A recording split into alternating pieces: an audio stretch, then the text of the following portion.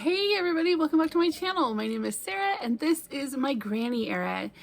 So it has been, like I told you in my last video, a busy week. My mom went home on Monday and it is already Thursday. And I don't know, I've done nothing of any importance other than drive my kids around and read, which is exactly what I said I was going to do for the rest of this week. So that's been really great. Tonight I'm here in my library with all of my Bookish haul for the month of April that I want to share with you guys. I will start off by sharing one of the mugs that I bought this month. It has my strawberry shortcake on it. When I was a little girl, this was the strawberry shortcake that was popular. And inside it has iced tea because I do not drink anything at all over like 45 degrees until November 1st. So I've got iced tea in here, and it is strawberry mint from, I think I got this at TJ Maxx. I think I got the cup at TJ Maxx too, but it might have been Ross. Where I live, TJ Maxx and Ross are kind of the same store. I think that this says Touch Organic, and it's not super strawberry or super mint. So I put 6 tea bags in a gallon of water, which is what I usually do for making iced tea.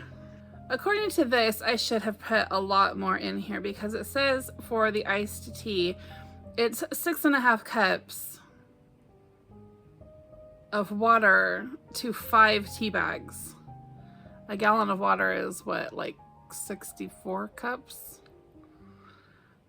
To 6 tea bags, yeah. So even when I took it out though and smelled the tea, it didn't smell super strawberry-ish or super minty. So I'm not a fan, and I don't even know if I'm gonna finish this. This might go in the little free pantry down the road for someone else to try and maybe love. But it's a cool drink and I'm happy. Kind of. Disappointed, but happy for something cold to drink. Yeah, I don't know, not a fan. Okay, so I'm going to start with my Bookish gifts and things. Some of them are bookish, some of them are just kind of cozy. So the first thing I want to show you is this cup I got from my daughter-in-law when we were out the other day. TJ Maxx? Yeah, TJ Maxx actually. It must be our favorite store. But it says Grammy on it, and she bought me this because that is what my grandkids call me, is Grammy. But you don't really see a lot of stuff with Grammy on it, right? Usually it's Grandma or Nana or Granny, like my granny era. But Grammy is not a popular thing, at least where we are. So she's like, I had to get that for you. And then it comes with this cute keychain with these little dried flowers inside. So that was such a sweet gift. She is getting ready to have her third baby, our third grandchild, any day now. It's going to be a girl. So we have 2 boys and a girl now. So we are super excited. That's the next big event on the Coller family calendar. So anyway, that was a special gift from her that also reminds me of our sweet new baby granddaughter coming. Secondly, I'm kind of going in backwards order of acquisition, I think. These pretty bluebird earrings.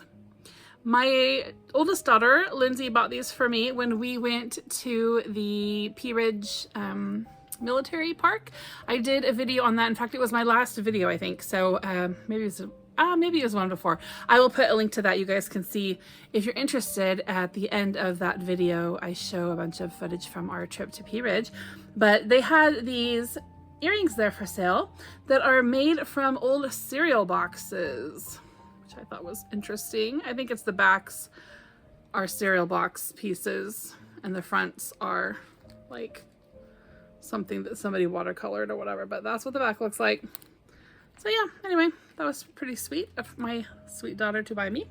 And then when my mom was out here, she gave me this gift when we went to Eureka Springs, which I haven't put Eureka Springs footage up yet, but my mom got me this pin. And on it, it says, "May you be proud of the work you do, the person you are, and the difference you make." I thought that was so sweet and kind and just perfect for right now in my life. So very thoughtful gift from my mom. And then lastly, her friend, our friend, family friend, who came with her, gave me this happy card. And she is a crocheter. I love friends who make things handmade, right? And she made me a pretty bookmark. Isn't that pretty? So that's very special. She's a very special friend to us. She's known me my whole life. So those are my bookish and cozy gifts that I received in the month of April. Well, now I'm going to go to a couple of things that I purchased for myself. So when we were in Eureka Springs, there's this really neat bead store, and it just had a bunch of really cool stuff in it. So I'm going to show you, they put my order in this little popcorn sack. Isn't that the cutest idea? And stamped their store name on the back, Crescent Moon Beads in Eureka Springs, Arkansas.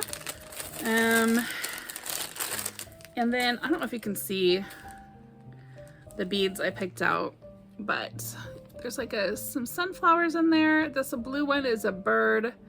And then there's just a bunch of like just cool, neat colors in there.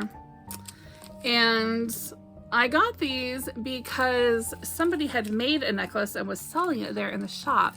And it was so pretty, but it wasn't long enough for me. And so I got all the stuff to make, you know, a copy of it, but I got a little extra so I can make some earrings too. So hopefully we'll be doing that soon. I really love having a lot of earrings to choose from, just because that's like the only jewelry that really shows in my videos, right? Or my earrings. These ones I got from my husband. So I like earrings. And then I purchased this from an art studio. So if you're not familiar with Eureka Springs, look it up. It is Eureka Springs, Arkansas. It is a super touristy place with some cool history. And now it's just like a great big like hippie town. I don't know. There's a ton of art galleries and just like shops for creative people, like supply shops and whatever. It's a little tiny little town up in the mountains, the Ozarks. But during the warm season, when people are out and about doing stuff, it is packed out with people. And it was when we went this last weekend because they're having like a big biker festival or something. But anyway, they have a lot of art galleries, and I personally do not like to go into an art gallery without purchasing something. It's just kind of a rule I have for myself. This is from, let's see, she also gave me a bookmark. It's called, oh wait, it's on the back of this, Wilson and Wilson Folk Art. But I feel like, you know how much money it probably costs to keep your art gallery open, and you're literally trying to support it just with your own creativity, and people come in and they're like, man, I can't believe she's charging $500 for that painting, and you're like, that's at least as many hours as I put in the thing or whatever, right? Like, I love it when people are charging a fair price for their art, and they know what their creativity and time are worth. And so I just try to support art galleries. Like if I don't have the money to purchase something, if I look in the window and I'm like, oh, they probably don't have anything that I could get, I don't even go in. I just don't. Because I don't know. It's just disappointing, right? To get someone to come in your door and they don't buy a thing. Okay, blah, blah. Anyway, so this woman was charged $38 for this. And I thought, good for you, right? It's a piece of wood. It's got a couple of bottle caps here. These are nails. And then this is just like a piece of corrugated metal on a wooden heart.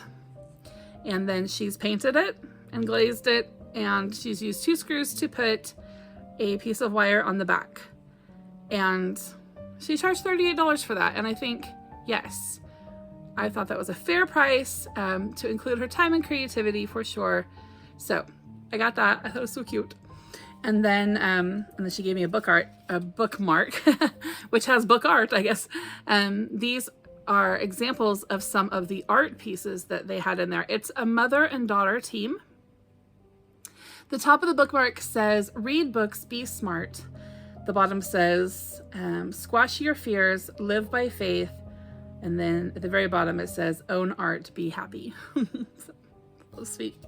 I love to fill my home with like people's art, right? Like people's handicrafts, stuff that people did, not something that's like computer printed or you know, whatever. Just something that's just somebody's original thing.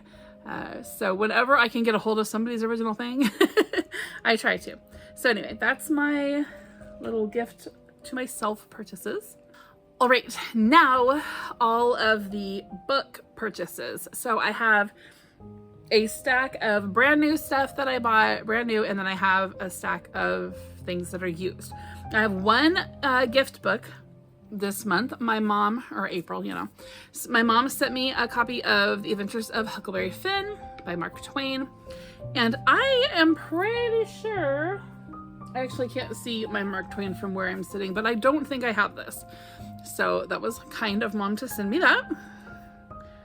It actually says it's a photographic reproduction from the first edition of 1884 with original illustrations. So that's fun. Yeah, look at that. You see?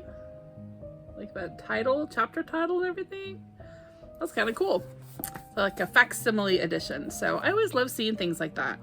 So that'll be pretty cool. So thank you, Mom. And then the books that I purchased for myself new. Now, a lot of these I am actually going to move right over to my May TBR pile of possibilities, because I purchased these for some mood reading in May. And I'm going to make a whole video on my May reads after I finish this one, because I really need some mood reading. The first one is the first book in the Emma M. Lyon series. And I have heard a ton of good things about Emma M. Lyon. You guys watch the same people I do. Lots of people have been talking about her. And so I decided to go ahead and pick up the first book. It's not very long. It's just a little over 100 pages. So I went ahead and got the hardback just because the paperbacks don't have any pictures on them. And I just really want a picture, right? I don't know, I need that. So I picked that up. We'll see how that goes. I'm pretty sure that I'm going to read this this month in my mood read May. Next, I went out and bought Jane Austen's bookshelf. If I really bought her bookshelf, right? But I bought the book called Jane Austen's Bookshelf. So this is by Rebecca Romney, and this woman collects rare books, and she wanted to go out and find all of the books that influenced Jane Austen, all of the things that she would have read, things that, you know, people can see have influenced her writing, or that she just flat out says, things that she has read. So I found this as I was searching for, let's see, I kind of was on a rabbit trail because Anne from In Search of Wonder talked about reading Lover's Vows this month. And that's the play that is performed in Mansfield Park. And so I looked into that a little bit. That's on the way. It should be here any day. So I guess I can add that up here, Lover's Vows, as well as the other one I bought by the same author that is a short story. I think it's called A Simple Story. So I'll put pictures of that up here. I bought those. Those are on the way. Those count for April. But anyway, as I was looking into that, I came across this book. Anyway, she's mentioned in here and some other people are mentioned in here, and it's just gonna be a great, like, here's all the books you should read if you're a Janeite, right? So looking forward to that. So I'm pretty sure that I'm not waiting for, oh yeah, I'm looking at this appendix. There's a bunch of books back here, guys. So this will be a fun review. I will keep you posted, but I'm pretty sure I'm not waiting for Jane Austen July for this one. I'm probably just gonna read it as soon as I can. All right, next. Okay, this is what I gotta talk to you guys about something first. So in my last or second to last video, I talked about how I really need to, what's the right word? I just need like some more peace and joy in my life.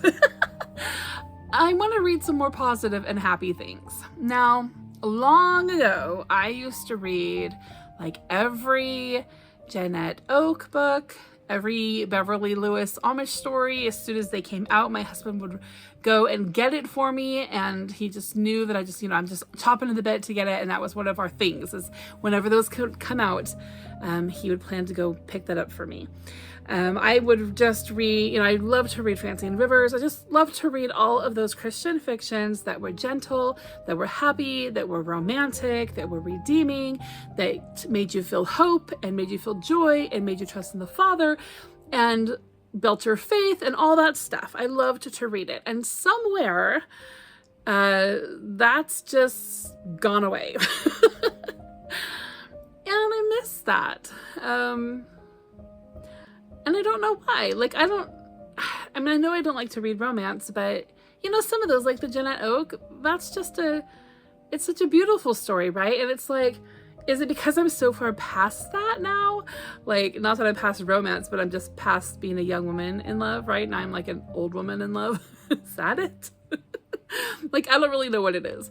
But I really have been feeling so just there lately. I know that it's not just because of what I am reading, but and I'm not reading, you know, trash. I'm just not reading a lot of very hopeful things. And I'm reading a lot of nonfiction, and I'm reading a lot of wars and just, you know, weird post-apocalyptic things that stress you out. I'm reading a lot of stressful things. And so I just kind of want some chill time. And so May for sure, possibly June as well, because I think I saw somebody talk about Joyful June, or I can't remember what it was, but Joy-filled June. I don't know. I'll put you a little picture up here so you guys can see what I'm talking about. But anyway, I gotta read some more stuff that are gonna bring me some hope and joy and point me to faith in the Father. And so, I'm not gonna say everything's gonna be that, but I have been ranting for quite a while about Christian fiction and how I always say it's preachy and contrived, and a lot of it is, let's just face it. But it might also be what I need to just sort of chill out with something that I know is not going to throw some kind of unexpected yuck at me, or massively stress me out without fixing it at the end, right? Maybe I need that right now. I was sitting in a restaurant today by myself, writing and eating lunch, and Neil Young came over the radio, and I was like, this is kind of like a, you know, calm, hippie, folky sort of song. And so I text my mom and I'm like, what do you know about Neil Young? Like, is he cool or is he a dork? And she's like, oh no, I love Neil Young. And I'm like, I always thought he was a dork. Maybe I'm thinking of Neil Diamond. She's like, yeah, Neil Diamond's a dork.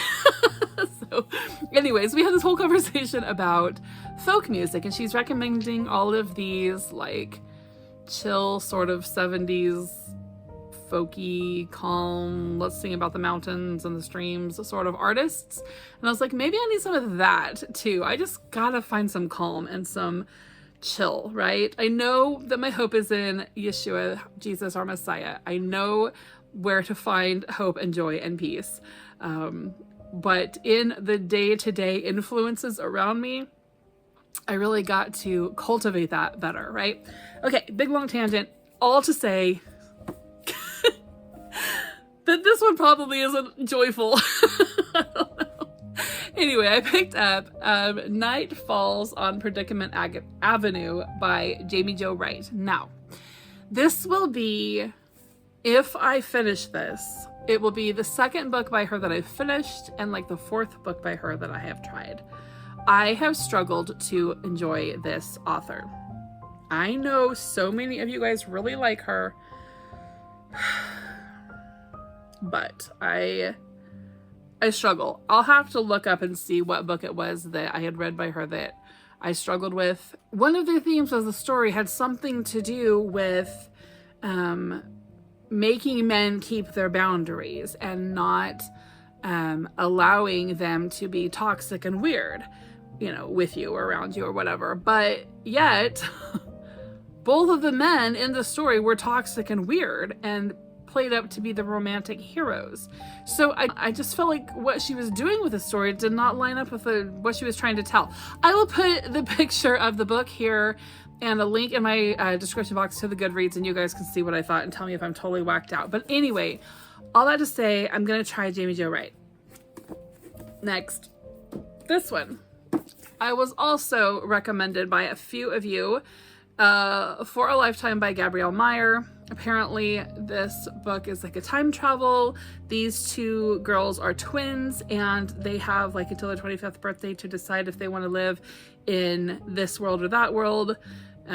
because they have the ability to go between both. Okay, I think that's the general idea of this book, and maybe others by this author. So gonna look at that and see. It's a Christian fiction as well. What else do I have here for Christian fiction? That's all the Christian fiction for my new stuff. Okay, then I got Ethan Frome. Now, I've read Ethan Frome, and I was like, I'm never reading Ethan Frome again. In fact, this meme lives forever on my old literature blog that I had before I started YouTube. But I think it was Tiffany. Yes, at Beautiful Minutia, it was Tiffany who talked about how she read Ethan Frome recently and just, I don't know, got a lot out of it. She really enjoyed the read and it was worth it. So I'm gonna read it again and we'll see. All right, then another book I got here is called North Woods by Daniel Mason. I know nothing really about this book. It was recommended by a couple of my booktube friends, Katie from Books and Things and Pat from Book Chat with Pat. And from what I understand, there's this house that has tenant after tenant, and every tenant that has lived in this house tells a story about their time in the house. Am I getting that kind of right? Even animals. So that just sounded kind of interesting and sort of inventive and original. This one I showed you guys at the beginning of the month. This is Haven by Emma Donoghue, and I picked this up because of Melinda from A Web of Stories recommended this to come be kind of like a compliment to my read Sundancing that I read earlier this month about, you know, Skellig Michael off the coast of Ireland. So this is a fictional story about that same place. Purchased that this month. And then my last new purchase is a book that I will not recommend to you. This is The Ministry of Time. I just finished this yesterday, and I got it because it was a time travel novel and it sounded really interesting and blah, blah, blah. The story itself kind of shifts between being sort of genius and really super dumb, but the content in it, I just can't recommend this to you because of tons of profanity and some really filthy scenes. So yeah, I don't recommend this, but I did purchase it and I've already swapped it out on paperback swap with someone else who wants to read it. Lucky them. All right, so now I've got my stack of used books that I thrifted. Okay, the first one, I haven't even opened this up yet. I'm not sure if I want to keep this or sell this, like resell it. This is The Father Christmas Letters by J.R.R. Tolkien. And our family, we are big Tolkien fans, but I just don't know how I feel about this book. I'm not sure. I don't even want to really say anything until I have a chance to look through it, but I don't want it to be like weird pagany Christmas, right? So I don't know how it's gonna go, but I will probably look through it and see, and if I don't keep it, I will sell it on eBay because last I looked, they were selling pretty good. And if I keep it, I'll read it at Christmas time. But it's definitely a nice collector's edition for a collection. I think it was published like in 1978-ish, so just a little bit older than me. But I do have a Tolkien collection. I haven't actually read anything of his. Of course, I know the stories from the movies, but my husband and my daughter are really into Tolkien. So I just feel like if you come across some kind of like original first edition of a Tolkien book, that you should probably keep it. We'll see. All right, next up, I got another Christmas book just to put aside for Christmas reading. This is a Prairie Christmas collection, and it has several different Christian fiction authors in it, writing historical fiction stories about Christmas. And it looks like they all have recipes in them too, so that will be fun. But I just don't have like anything Christmas anymore as far as reading goes, so I want to kind of rebuild that library throughout this year so that when, you know, Thanksgiving is done and we're moving into that season, I will have lots to read because I know I'm really gonna want to. All right, I also found this copy of How the Irish Saved Civilization by Thomas Cahill. I actually read this. No, I didn't. Yes, I did. I did read this a long time ago. I was going to say, I think there's also one about how the Jews saved civilization or something, and I read that one too. But I read this a long time ago, and I actually didn't really like him all that much, but the cover of this is really cool, so I couldn't resist it. And so I purchased it, and I might give him another try because I've lightened up a little bit since I last read him, so I might enjoy it. And it seems like this is a lot shorter than that other one, so they must have added some other stuff and republished it down the road. All right, next up, oh yes, here's another Christmas book. This one's by Michelle Greep, and I have read books by her that are like Victorian. They are retellings of Frankenstein and, is it Dracula? Yeah, I think so. I really liked them. This is Once Upon a Dickens Christmas, A Tale of Two Hearts book by her. I'm assuming it's probably older than these ones that she, you know, that I've read by her. It says 2018, so I'm not exactly sure, but adding that to my Christmas pile. All right, now here's somebody that I mentioned a few minutes ago, Beverly Lewis. I have not read this one yet. The Orchard. Like I said, I mean, since I was in high school, I think the first one came out when I was in high school even, and I've been reading her. It's like almost 30 years. That's a really long time. And just the last 5-6 years or so, I just stopped enjoying her. And I think it's a combination of her writing style is changing as she ages, and my preferences are changing as I age. But I am going to give this one a try and see, because it's so beautiful. And there's a few actual like reading challenges or read-alongs this month that involve reading books with flowers on the cover. Like, how can you like resist reading that? It's so pretty. All right, next up is another author that I have read in the past and liked, and then kind of struggled to like more recent books. This is Julie Clausen. This is Lady of Milkweed Manor. I have read this before, but it's been a really long time, so I'm gonna pick it up again, probably. At least give it a try and see if I enjoy it. Peaceful reads full of hope, guys. That's what I'm looking for here.